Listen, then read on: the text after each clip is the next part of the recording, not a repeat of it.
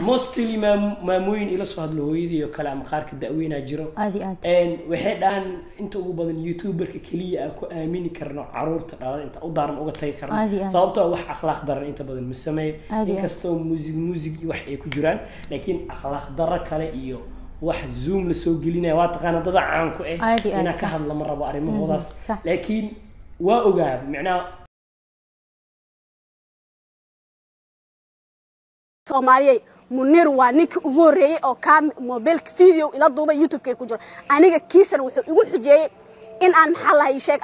asiga aan la seexdo markaas kadib wax ila duubi doon hadii aad family kaasta u yiri wax aan kula duubay ma jirto igu dhahay anoo asoo shalay gabar soo aan isoo dhiib oo maanta wuxuu igu xim family ahaan habeen waa soo dhaha maalin waa soo dhaha been aan sheegay ma jirto youtuberada Malaysia waa dad maxaa sheeg sharafta gabdhaha u xad gudbaan laakiin ani arinta aan ku heesta maxaa sheeg Soomaali Maxamed arinta aan ku heesta Munir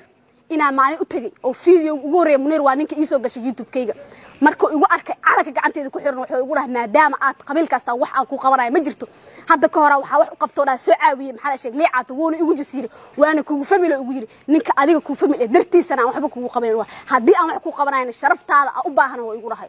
magaca liicaad dartiisona ida wax aqarnayn ma jirto waana ka hadlaa horana waa u sheegay maanta ooynayni jilaaci maxaa sheeg laakiin waxa uu yahay xanuunkii ilaa maanta igu socdo xanuunkii waxa uu socdo ilaa maanta la igu cagjuuleena leeyahay waxa ku sameeyaan ma jirto dad kale toda ilaahana way jiraan oo igu dhahan calankaad sababta u wata maxaa way calankaygan ilaahay isi waan ku faana gabar Soomaaliyeed aan ahay maanta waxa arintan u soo bandhigay uga soo hadlay waxa uga soo youtuberada Malaysia dhaqankooda ama sidii u dhaqmayaan ina ummadda Soomaaliyeed ina la wadaago